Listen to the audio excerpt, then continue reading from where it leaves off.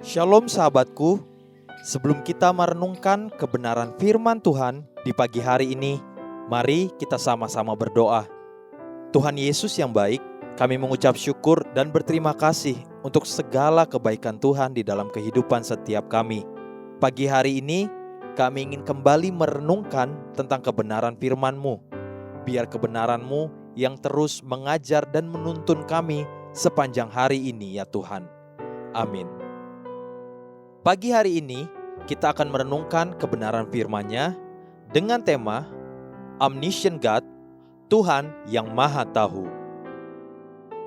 Mari kita buka Alkitab di dalam kitab 1 Samuel pasal 29 ayat yang ke-6 sampai ayat yang ke-9. Demikian firman Tuhan. Lalu Akhis memanggil Daud dan berkata kepadanya, "Demi Tuhan yang hidup, engkau ini orang jujur dan aku memandang baik. Jika engkau keluar masuk bersama-sama dengan aku dalam tentara, sebab aku tidak mendapati sesuatu kejahatan padamu, sejak saat engkau datang kepadaku sampai hari ini. Tetapi engkau ini tidak disukai oleh raja-raja kota. Sebab itu, pulanglah, pergilah dengan selamat dan jangan lakukan apa yang jahat di mata raja-raja kota orang Filistin itu." Tetapi Daud berkata kepada Akhis, "Apa yang telah kuperbuat?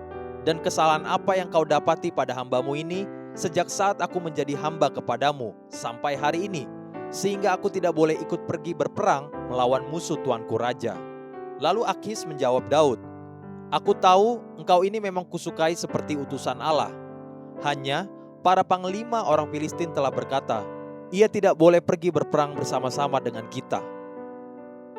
Di dalam kehidupan kita sehari-hari, ada kalanya Tuhan tidak mengabulkan doa-doa dan keinginan hati kita. Siapapun kita, jika mengalami doa dan keinginan yang tertolak atau berada di dalam keadaan seperti itu, pasti kita akan kecewa.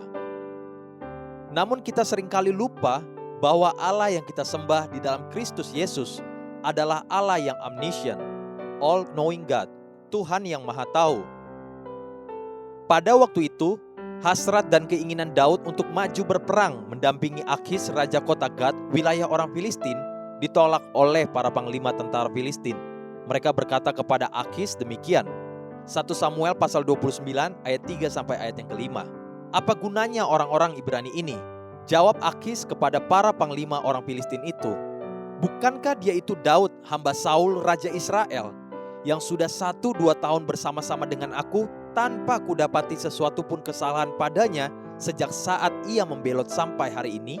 Tetapi para panglima orang Filistin itu menjadi marah kepadanya, serta berkata kepadanya, "Suruhlah orang itu pulang, supaya ia kembali ke tempat yang kau tunjukkan kepadanya, dan janganlah ia pergi berperang bersama-sama dengan kita, supaya jangan ia menjadi lawan kita dalam peperangan.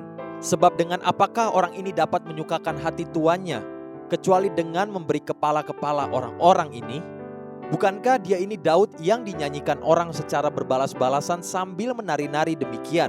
Saul mengalahkan beribu-ribu musuh, tetapi Daud berlaksa-laksa." Niat baik dan ketulusan Daud ditolak. Kesetiaannya dan pengabdiannya selama ini terhadap Akhis ternyata harus berakhir sampai di situ.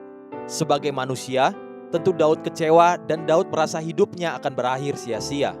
Di satu pihak, Daud takut untuk kembali ke wilayah Israel, sebab Saul selalu berusaha untuk membunuh Daud. Di pihak lain, para panglima Filistin menolak Daud sebab mereka khawatir Daud akan kembali berpihak kepada Saul dan melawan mereka. Daud berada di persimpangan jalan dan dia tidak tahu harus berbuat apa. Ada kalanya Tuhan seperti menutup pintu dan menolak keinginan hati kita. Namun kita lupa bahwa Tuhan Maha Tahu. Dialah omniscient God, all-knowing God, Allah yang Maha Tahu. Ketika dia menutup pintu bagi Daud, ternyata peperangan itulah yang menjadi peperangan terakhir bagi Saul. Karena pada peperangan itu, Saul dan Yonatan anaknya mati terbunuh. Apa yang akan terjadi seandainya Daud ada di peperangan tersebut yang menewaskan nyawa Saul dan Yonatan? Apa yang akan dicatat oleh sejarah tentang moral dan kemurnian tangan Daud? Satu perkara sederhana yang dapat kita belajar pagi ini. Belajarlah untuk percaya kepada all-knowing God, the omniscient God. Dialah Allah yang Maha Tahu. Belajarlah untuk berserah dan bersyukur. Haleluya, sahabatku, mari kita sama-sama berdoa. Terima kasih Bapa Surgawi, aku bersyukur sebab Engkau Allah yang Maha Tahu. Engkau menentukan langkah hidupku. Amin. Jesus loves you and so do I.